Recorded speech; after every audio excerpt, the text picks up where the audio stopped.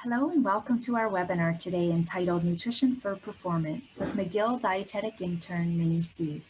Minnie will be explaining the basics of nutrition for performance, which involves strategy for fueling and recovery after your training and general nutrition habits that have been shown to promote health and performance. Minnie will be preparing two recipes, a blueberry smoothie bowl followed by a banana spinach smoothie. This session is being recorded. Please add your questions in the chat and we will have an unrecorded question and answer time at the end of the session. Thanks, Minnie, for preparing this session for us, and we look forward to learning from you today. Thank you, Théa, for introducing me. Hi, everyone, and welcome to join the cooking webinar today. So I want to also thank to my colleague, Evelina, who is also a dietetics intern from McGill.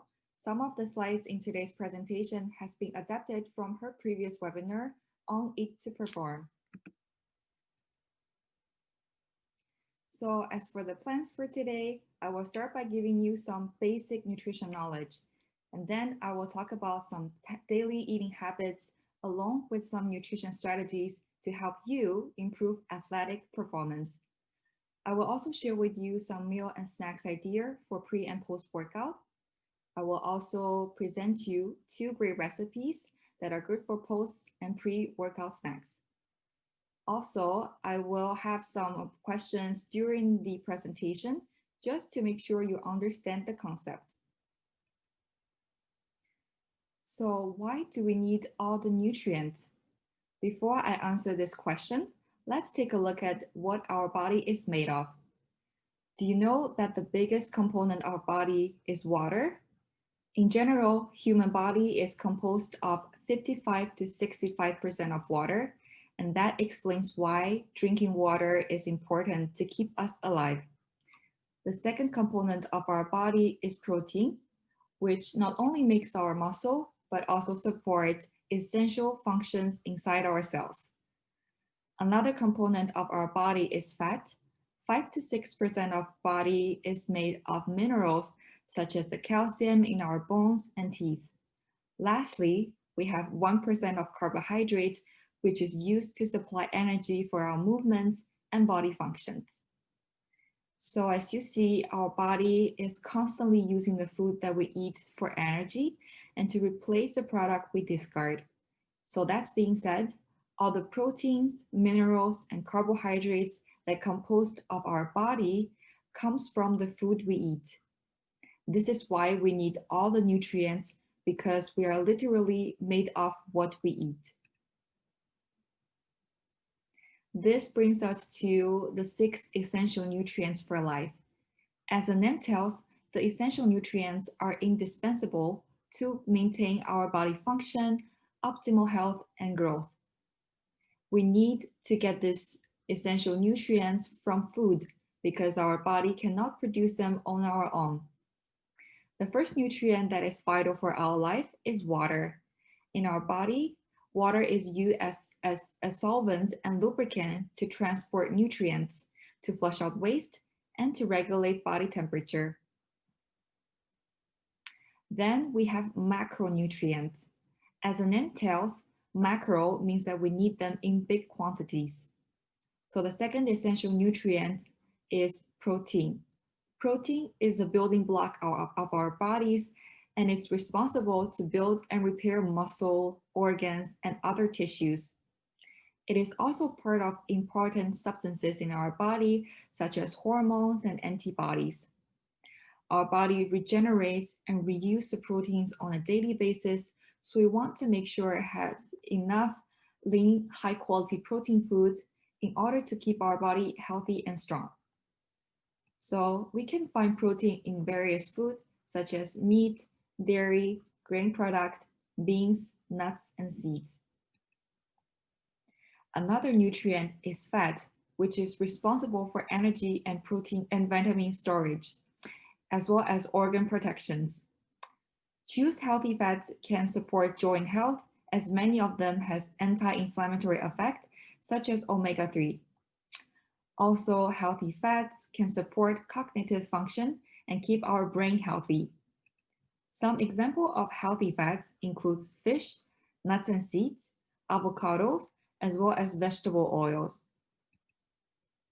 The last macronutrient is carbohydrate. Since our body has limited storage of carbohydrates, we need to consume them because it is our main source of energy, especially to fuel our brain. Some examples of carbohydrate-rich foods are bread, pasta, grains, legumes like beans and lentils, as well as some fruits and vegetables. These complex carbohydrates can also provide fibers, which can support gut and cardiovascular health. Then we have micronutrients. Micro means that we only need them in small quantity, but they play hundreds of important roles in our body. So the first micronutrient is vitamin. It is used to facilitate the use of other nutrients in our body. It supports immune system, and it is involved in growth and hormone production. The second micronutrient is minerals. It helps build bone and teeth in our body. It involves in muscle function. Also, it supports nervous system. So we can find different vitamins and minerals in different foods. So the way to ensure we get enough of each micronutrient is to eat a wide variety of food on a daily basis. Now, after learning about different nutrients to fuel our body, we can talk about how we can achieve optimal performance with good nutrition. This pyramid showed 3 nutrition components to achieve optimal performance, with the foundation being the most important part. So as you see, the base of the pyramid refers to the daily eating habits, which is the foundation of this pyramid. So it means that it is very important to focus on a general healthy diet to meet our daily nutrient needs. The second layer of the pyramid contains sport food and sport drink, which can be used before, during, after a training or sport competition. This can be an add-on for the athletes to perform better, in addition to a good basic diet. The last little bit of the pyramid is the dietary supplements. We won't be talking about it in this presentation because to use it or not really depends on individual situations. And in most cases, by eating a well-balanced diet and with healthy eating habits, we are inherently getting all the nutrient needs. If you have specific nutritional concern, you can speak to Thea and she will give you a more personalized nutrition plan. In one word, the most important part to build your performance is the daily eating habits as our foundation.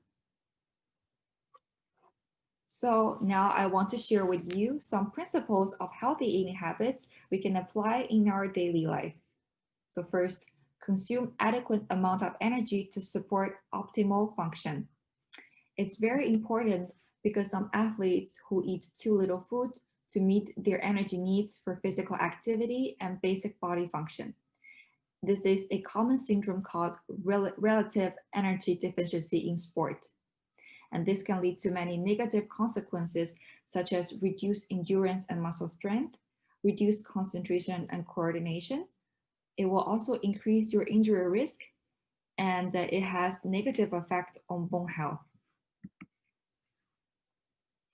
Next, according to the recommendations from Canada's Food Guide, we should also have a variety of nutrient-dense foods, eat plenty of vegetables and fruits, choose more whole grain foods such as quinoa, white rice, and whole grain pasta, as they can provide more fibers to help with gut and heart health.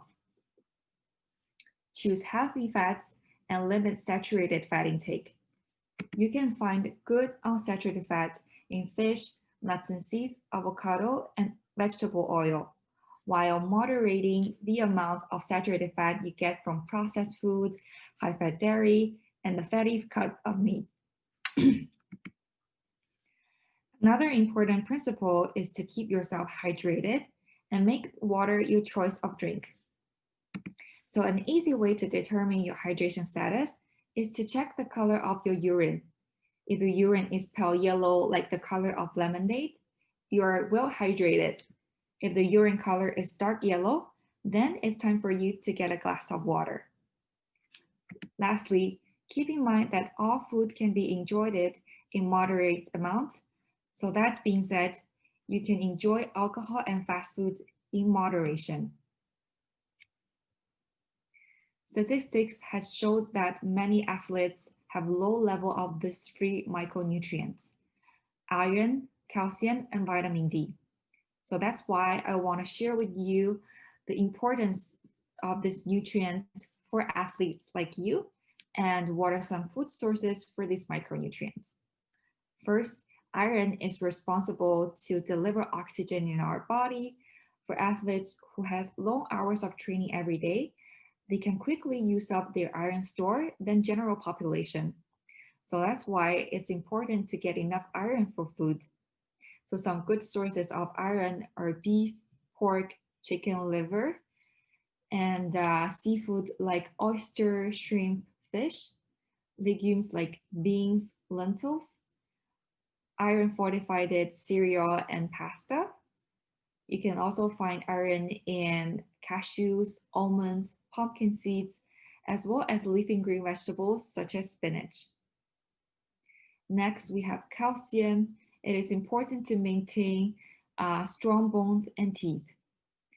So some good sources of calcium are milk, yogurt, cheese, fish, especially the one with bones, beans, chickpeas, leafy green vegetables, and almonds. And next we have vitamin D. Now, vitamin D and calcium works together because vitamin D helps our body to absorb calcium. As well, it involves in our immune system. Although our body can produce vitamin D with the exposure to sunlight, but the fact that we are in Canada and now it's a time of winter makes it harder for us to get sun exposure and thus to make enough vitamin D. Therefore, it's important for us to include more vitamin D rich food in our diet. So some example of vitamin D rich foods are salmon, milk, egg yolk, vitamin D fortified soy milk, orange juice, and margarine. Now we have learned about the daily eating habits, which is the foundation of the pyramid.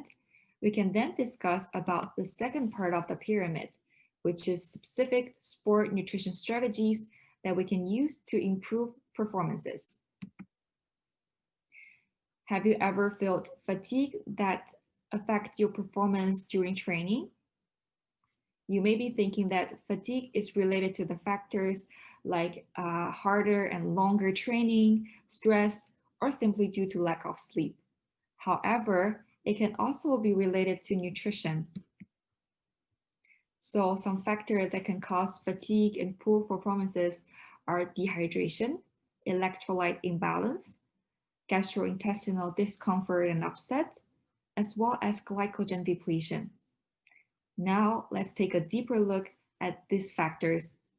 I'm going to share with you some nutrition strategies to cope with them so we can perform our best for the training. Achieving a good hydration state is important throughout the day as well as exercise, because when our body is dehydrated, it can increase the perception of effort, it can impair our exercise performance, and also it can cause muscle cramps. Therefore, we need to drink water or fluids throughout the training or sport competition. Here is a hydration recommendation from the Nutrition and Athletic Performance Guideline, and it is calculated based on a 70 kilogram male. I'm not expecting you to remember the detailed numbers. The idea is to show you that we need water before, during, and after exercise. So be attentive to your thirst signal and check your urine color to see if you are well hydrated and drink accordingly to prevent dehydration. Another common factor that can cause fatigue is glycogen depletion. To understand it, we need to first know what is glycogen. So glycogen is our primary fuel during high intensity and endurance exercise. Glycogen comes from carbohydrate food we consumed. So just to give you a more visual idea on how our body can use carbohydrates and convert it into glycogen. When we eat carbohydrates, it will be digested in our mouth and gut and being broken down to glucose. Then the glucose will be released into blood. The glucose in our blood are constantly used to supply the brain and muscle for energy. Since the level of glucose is tightly controlled in our body, so the excess of glucose will be stored in muscle and liver in the forms of glycogen. When we do high intensive exercise, our body uses stored carbohydrate like glucose and glycogen to supply fuel for our muscles. As we continue to use it for a prolonged time, the glycogen stored in our body starts to running low.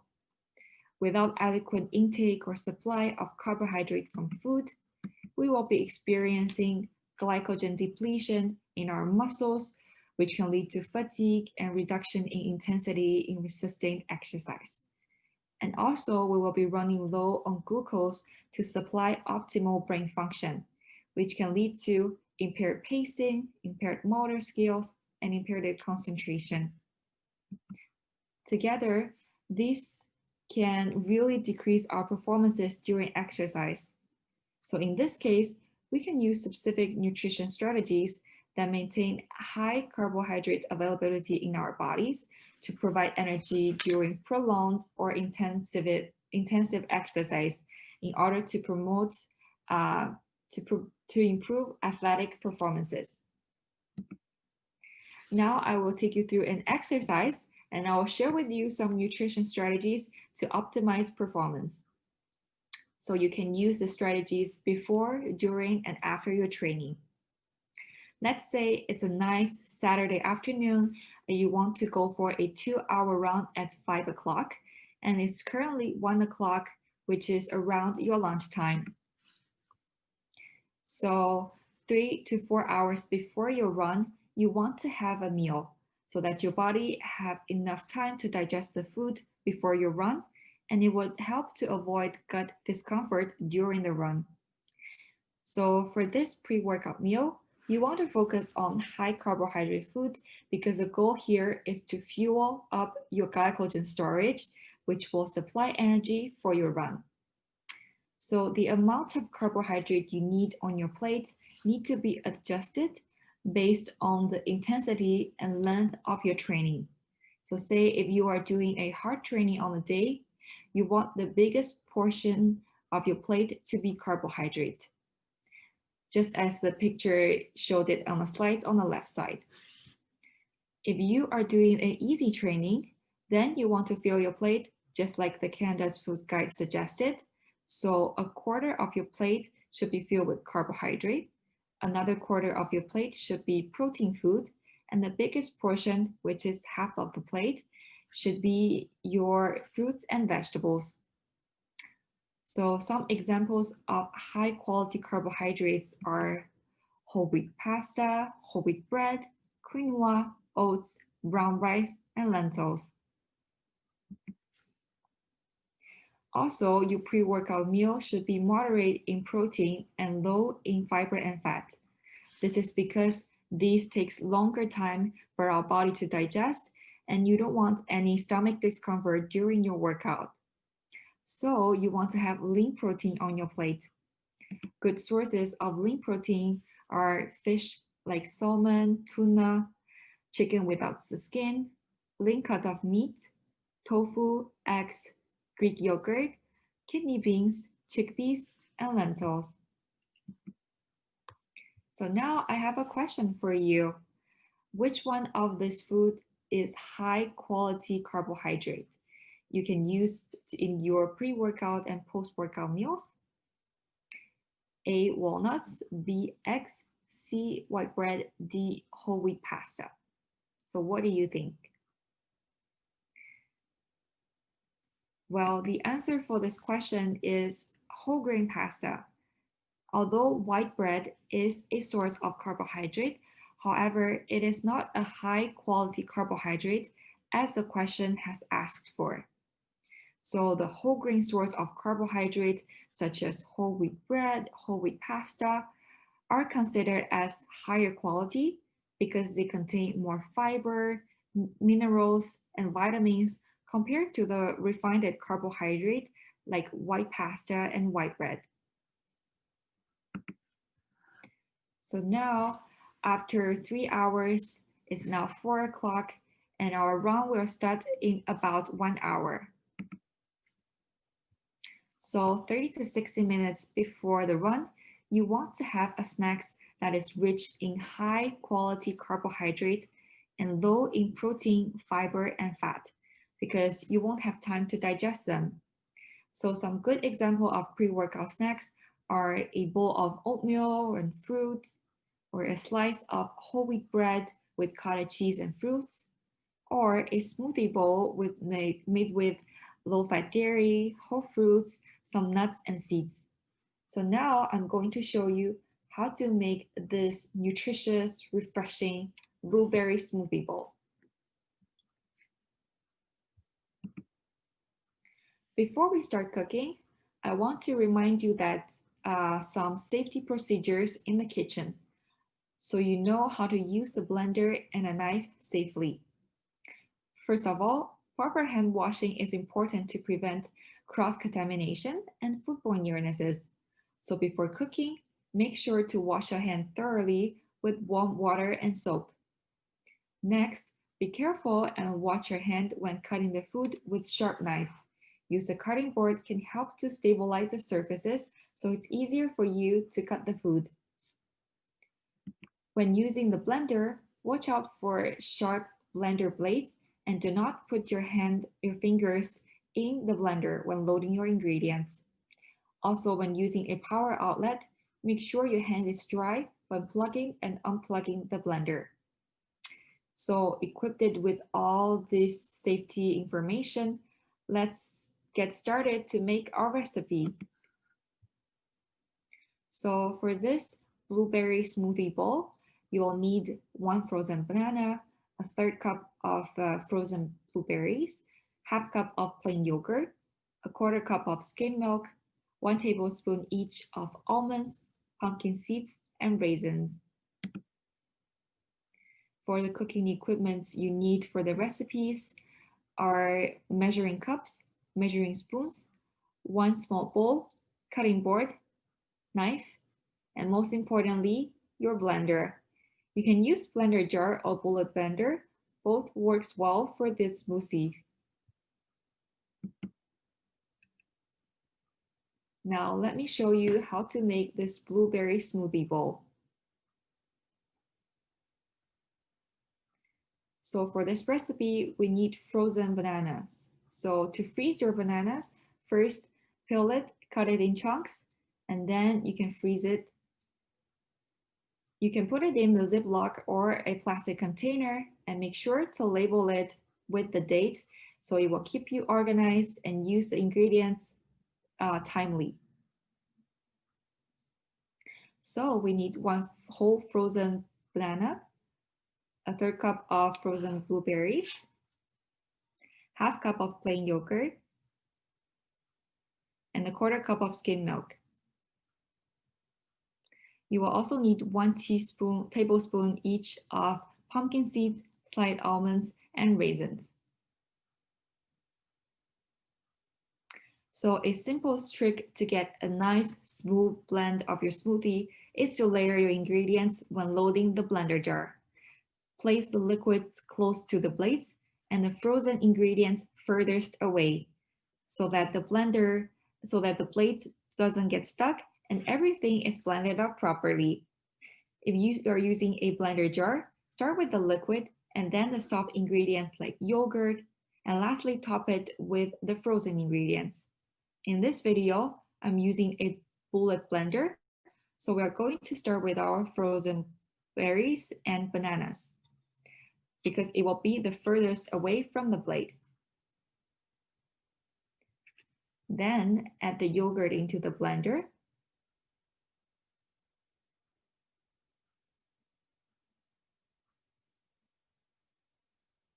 And lastly, add the milk. So make sure you close the lid securely. And also make sure to dry your hand before plugging the blender. Now it's time to blend. Process on high speed about 15 seconds. You might need to stop the blender and shake the container so that the frozen berries can get down to the blade. When the smoothie is in a well-blended puree form, you can stop the blender and unplug the machine. Then pour the smoothie into a bowl. It's time for decorating your smoothie bowl. So add the raisins, almonds, and pumpkin seeds to garnish the bowl. You can also add some pieces of fruits like frozen berries and banana.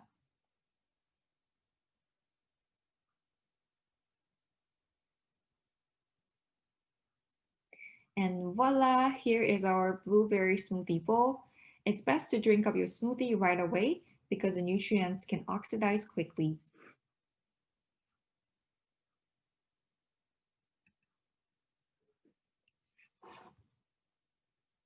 So this blueberry smoothie bowl is packed with high quality carbohydrates from the fruits, as well as some protein and healthy fats from the dairy, nuts, and seeds. This makes it a perfect pre-workout snack to fuel your body with energy. Unlike juices, smoothies made from whole fruits containing the skin, the pulp, and flesh, so the nutrients and the fibers from the fruits are preserved in the smoothie. Now it's time for your run. During the run, it's important to keep up your hydration because you need to replenish the fluid you lost in the sweat. So you maybe benefit from a sport drink if you are doing exercise for more than an hour or doing high intensity exercise. When you sweat a lot during exercise or exercising in hot weather, sport drink can be helpful to replenish the electrolytes and fluid lost in your sweat. When exercising in hot weather, cold beverages may also help to lower your body temperature and thus to help improve your performance. During the exercise, your needs for carbohydrates are based on the length and intensity of the exercise. So for brief exercise that are less than 1 hour, such as 5-kilometer run, jogging, or 15 minutes home workout, typically you don't need to consume extra carbohydrates during the exercise. However, for intense endurance exercise that are longer than 1 hour, such as marathon and many team sports, you would benefit from consuming small amounts of carbohydrates to fill up your store during exercise. Like I just mentioned before, the exact amount and type of carbohydrates that you need depend on the duration and intensity of the exercise you're doing. As well, it depends on your personal tolerance and taste preferences. Some common examples are simple sandwiches like peanut butter and jam sandwich and banana. So now I have another poll question for you to test your knowledge. So what is the best drink for athletes during a soccer game? Is it water or sport drink? What do you think? So the answer for this question is sport drink, because if you are playing a 90-minute soccer game, which is a long and intense exercise, you're probably going to sweat a lot, which means you will be losing a lot of electrolytes and fluids in your sweat. So the quickest way to replenish your electrolytes is to drink a sport drink because it will replenish the minerals that you lost in your sweat and it will keep you hydrated. Some sport drinks also contain some small amounts of carbohydrates, which can help to fuel your body and hydrate at the same time. However, if you are doing a moderate exercise that is less than 1 hour, water is the best drink to hydrate yourself before, during, after the exercise, as well as throughout the day. Remember, make the water the choice of your drink as part of your daily habits. After your exercise, it's also important to refuel your body to achieve optimal recovery. Within the first 30 minutes after your exercise, you want to replenish your glycogen store to promote muscle repair. So you want to have a combination of carbohydrates and protein because they can help to stimulate your body to produce glycogen, and it helps to speed up the recovery and delay your muscle soreness. So within 30 minutes after your 2-hour run, you want to have a snack that is high in carbohydrate and protein. Most importantly is to drink and rehydrate yourself with adequate amount of fluid. Some example of post-workout snacks are smoothie, which is handy to get your protein, carbohydrates, fluid, and electrolytes in one go. Also, you can have peanut butter with whole wheat toast and banana, yogurt with granola. So now I'm going to show you how to make this banana spinach smoothie. So for this recipe of banana spinach smoothie, you will need 1 frozen banana, 2 cups of spinach, half cup of plain yogurt, 1 cup of skim milk, and 1 tablespoon of peanut butter. So without further ado, let's get started.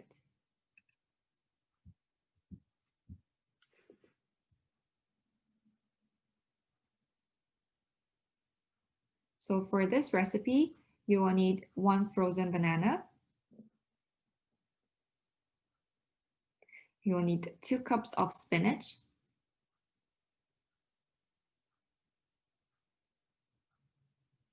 You'll need 1 cup of skim milk and half cup of plain yogurt.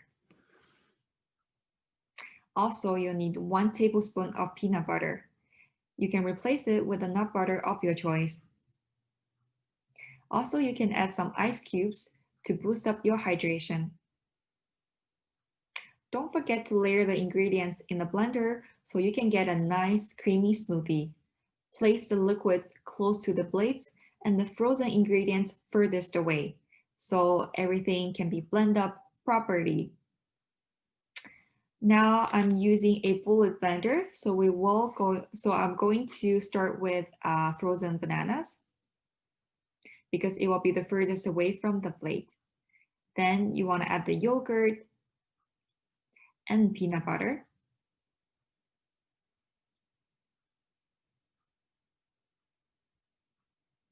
Now add the spinach into the blender.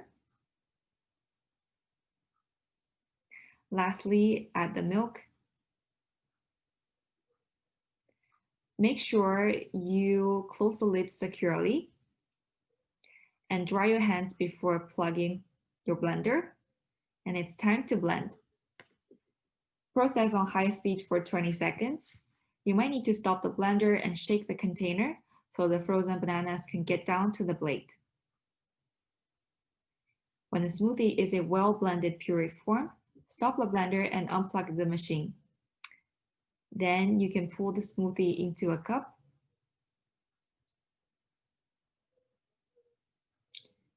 You can also decorate it as the way you want. And voila, here we have this banana spinach smoothie.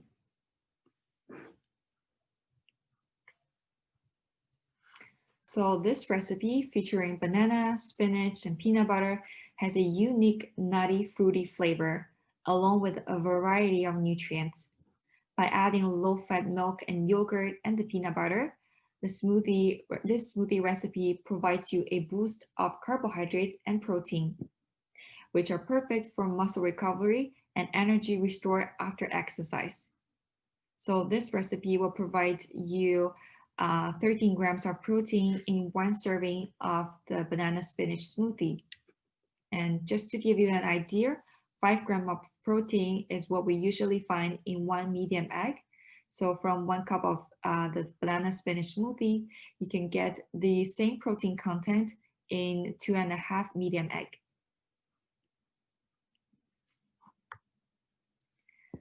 So within 2 hours after your exercise, you want to have a satisfying meal that is rich in high quality carbohydrates, high in protein, and moderate in fiber and fat. Remember to hydrate yourself as well. So you can refer to this tool to fill up your plate. Depends on the intensity and length of your training. Now, I have a question for you. Which one of these foods is not a lean protein? Is it the sausage, salmon, tofu, or chickpeas? What do you think? The answer for this question is sausage. Although sausage can be high in protein, however, it is not a lean protein because sausage and other processed meats have a higher saturated fat content. Just a quick recap on the lean protein we have talked about previously. Salmon is a good source of lean protein, which also provides healthy unsaturated fats. Tofu and chickpeas are also a good source of plant-based protein, which we can include more often in our meals. Now, I just want to remind you that the 2 smoothie recipes I share with you today both contain some major allergens, such as peanuts, almonds, and milk. So here are some ways you can alternate the recipe and to make it allergen-free for you. If you are allergic to peanuts, you can replace the peanut butter with sesame butter.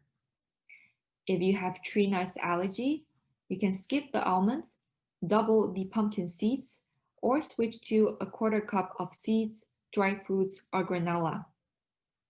If you are allergic to milk, you can use plant-based beverage and yogurt instead of the dairy. These smoothie recipes are not only delicious and nutritious, they are also much cheaper than the prepackaged or store-made smoothies. Here, I calculated the cost for 1 serving of the smoothies, and it only costs $1.97 for our blueberry smoothie bowl, and it costs only $1.66 for 1 serving of banana spinach smoothie. So compared to the commercial products, the commercial smoothies mostly use the juice concentrate instead of whole fruits and vegetables, which is not nutritionally equivalent to our homemade smoothie made from whole produce.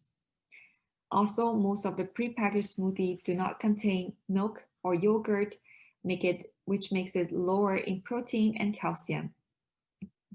The store-made smoothies with a similar quality would cost 3 times higher than our homemade version. So that gives you the reason why we should make it more often at home. Smoothies are best to consume at fresh because the nutrient can oxidize quickly once it is exposed to the air. Consume your smoothie quickly after you made those can help to minimize the nutrient loss. Also, be aware that sipping your smoothie throughout the day may cause cavities and bad breath. So it's best to drink up your smoothie right away. Smoothie is an easy and fast way to incorporate more vegetables and fruits into your daily eating along with protein foods. So you can use your creativity and try different combinations. A rule of thumb for a nutrient-dense smoothie is to include the following 3 groups: 1 to 2 type of high protein fluids, 1 to 2 type of fruits, and 1 to 2 type of vegetables. So for the high protein fluids, you can choose low-fat milk, low-fat yogurt, Greek yogurt, soy milk, or soy beverage, or soy yogurt. You can also choose different types of fruits, such as apple, banana, berries, mango, citrus, kiwi, pineapple, watermelon, and so on. For the vegetables, you can try spinach, kale, cucumber, tomato, Swiss chard, collard, and all the vegetables you want to try. So as you can see here, there are many advantages of making the smoothies at home. So first of all, it costs lower than the commercial ones we bought from stores. Also, it is quick and easy to make at home. It is made with whole fruit and vegetables, which makes it nutrient dense, along with the added protein and healthy fat. Lastly, you can really personalize them to your taste. So now, after all this, I have some questions for you to test your knowledge. Before a 2-hour run, when is the best timing for you to have your pre-workout smoothie? Is it 4 hours before, 2 hours before, 50 minutes before, or 30 to 60 minutes before your run?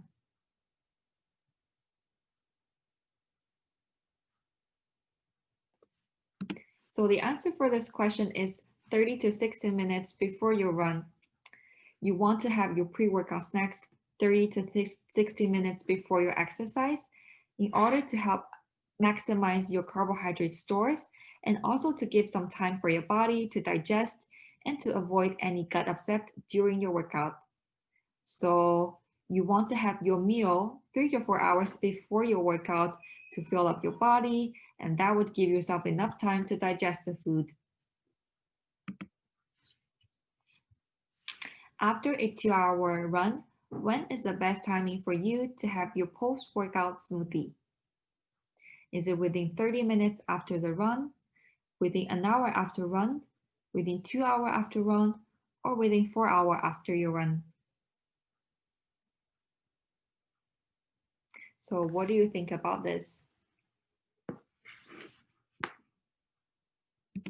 The answer for this question is 30 minutes after run, because you want to have your post-workout snacks within 30 minutes after your exercise.